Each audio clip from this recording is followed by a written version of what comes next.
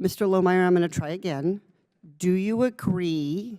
I appreciate that you have opinions and you're entitled to have them, but I'd like you to try to answer the question I'm asking with respect, sir. Do you agree with President Truman's Executive Order 9981 that integrated the armed services despite the fact that separate but equal was still the law of the land at the time?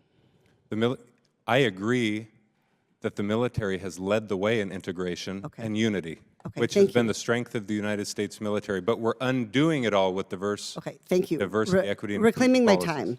That decision was progressive at the time. In other words, the military went to a place of integration and efforts to have black and white soldiers working alongside each other. It wasn't always perfect, it wasn't always easy, but it was literally the definition of progress and progressive. It went beyond existing law. Is there any empirical evidence that gay Americans serving openly has hurt military readiness? No. So historically, when the military has been progressive, has gone beyond where other policies may be, has tried to encourage diversity or welcome people to be diverse and to learn about each other, there has been no harm to force readiness. General, could one consider President Truman's executive action a diversity initiative? Right, General Truman's, why am I having so much trouble with this? General, could one consider President Truman's executive action a diversity initiative? Yes. How about the 2010 repeal of Don't Ask, Don't Tell? Yes. So in your view, should the military roll back those diversity policies? Absolutely not. Thank you all for your service. Mr. Chairman, I yield. Okay, Ms. Porter. Was that my recognition? Okay, Ms. Porter. All right. Mr.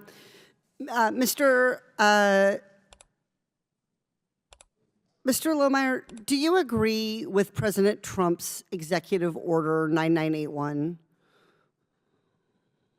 Well, excuse me, President, I'm so sorry. You'll Let have me to start explain again. what you mean. I don't know Let me start again. executive orders by number. Do you agree with President Truman's order that integrated the armed services despite the fact that separate but equal was still the law of the land at the time? Let me say that this is an important point.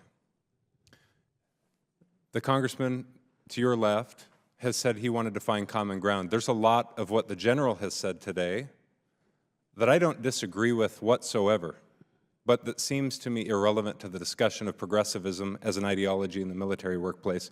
Let me point out one example in answer to your question of what I am opposed to. Reintroduction of segregation, reclaiming my time, Mr. Lohmeyer. Reclaiming my direct time. consequence. Mr. Chair, it's my time. Of DEI initiatives. We've got Mr. Chair, I'd like to reclaim my time. Segregation because of DEI, and I'm happy to talk to that. General, did Truman's actions to integrate the military under EO 9981 lead directly to any readiness deficits? You're a military historian. No, in fact, the first thing it did, Congresswoman, was integrate Arlington National Cemetery.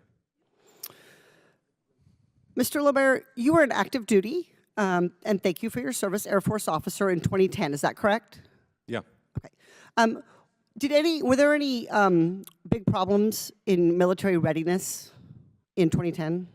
As a young flyer, I never paid attention to what you folks were doing. I never paid attention to reports on readiness, lethality. I simply focused on a mission. It was learning how to fly an aircraft, and at that time, it was training our allied partners and foreign military pilots how to fly jets. Well, I'm glad, Mr. Lohmeyer, that you were able to focus on your military duties, and it seems to me that your own testimony here is a really good example of the fact that the repeal of Don't Ask, Don't Tell did not cause a disruption in your ability or the military readiness of the Air Force to do its job. Do you think the military should roll back those initiatives?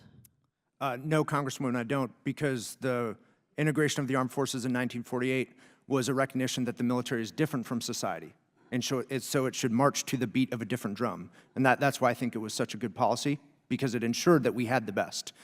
That things changed in 1960 when the military became a beacon for affirmative action and quotas. But I agree with you that it was good policy in 1948. Okay. And do you have would you repeal Don't Ask, Don't Tell?